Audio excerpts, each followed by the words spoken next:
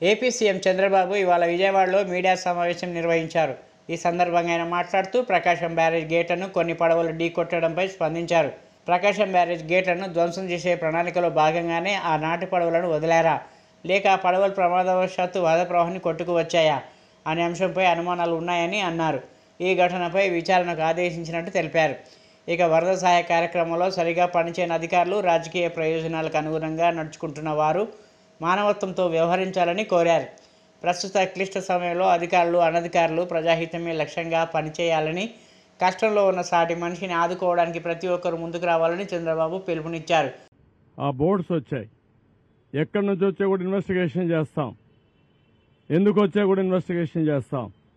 అందులో కూడా ఎవరైనా ఉంటే మీరు అన్నట్టు ఆ బోట్లు వచ్చినప్పుడు కరెక్ట్గా అది కొట్టుకున్న ప్లేస్ చూశాను నేను.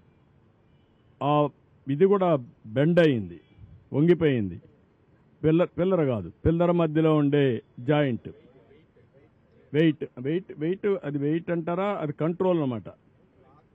రెండు పిల్లర్స్ మధ్యలో గేట్ని కంట్రోల్ చేయడం కోసం పెట్టినటువంటి ఆ గేట్ అక్కడ ఉంటుంది. దాని సపోర్టింగ్ ఒక కాలం దాన్ని కొట్టుకుంది. అది బెండ్ అయిపోయి ఇరిగిపోయే పరిస్థితి వచ్చింది. అంటే ఏంటిది? ఎప్పుడు చరిత్రలో జరగల ఇలాంటివన్నీ జరుగుతున్నాయి.